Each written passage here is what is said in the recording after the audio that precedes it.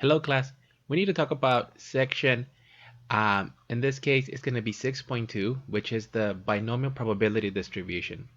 And one of the major factors that you're going to see in this distribution is that it is approximately bell-shaped for most of the problems. So here's the main idea.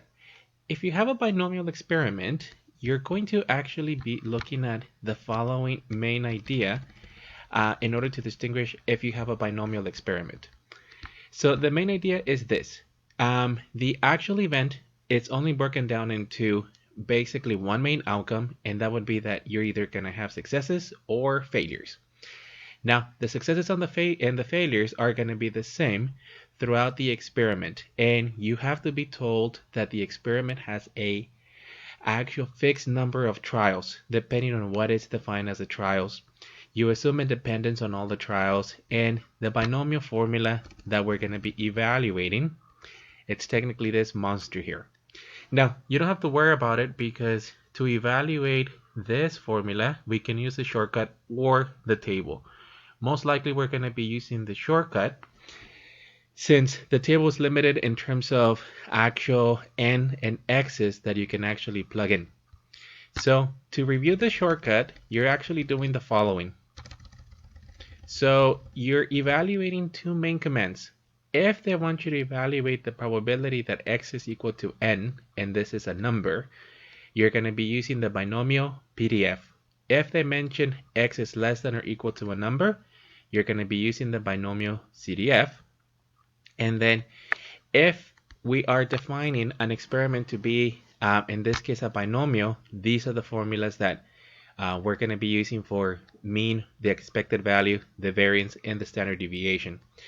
Also, we're looking at basically if you have usual values, anything that's within 2 standard deviations away from the mean. This is due to the fact that, well, some of our binomials in terms of shape are going to be approximately bell shape. So let's take a look at example 1 to determine if this happens to be a binomial experiment. And this is the main event. They're saying that a student takes the following quiz by doing random guesses. So the event is the student takes the following quiz by doing random guesses. Notice that in this case, there's a total of, well, a total of 3 questions.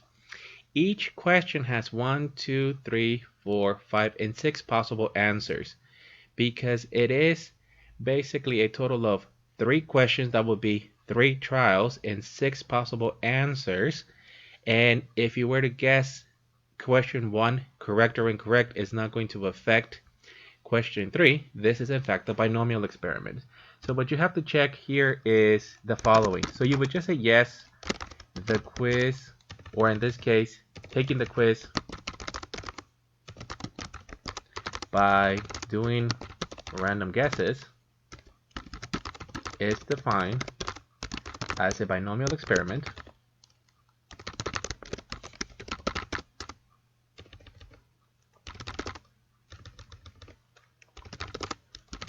Since we have, in this case, n is equal to 3 trials, you define question 1, 2, and 3 as the trials. Each trial has the probability of a success to be 1 divided by 6.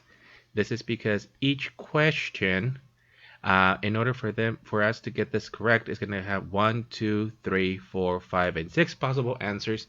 We assume that each of these actually has 6. Well, it has 6 possible questions, but only one of them is correct. And the trials are independent. So you just have to check those main requirements for a binomial. The main idea is that if you were to guess question number 1, it's either going to be right or wrong. So successes or failures.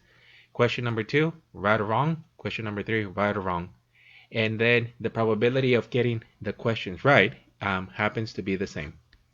So going back to the binomial experiment, you basically just have successes or failures. you have to have n amount of trials, and within the n amount of trials, basically, if it follows all the requirements, this is the formula that you're going to be evaluating, but the formula will be evaluated with the actual code.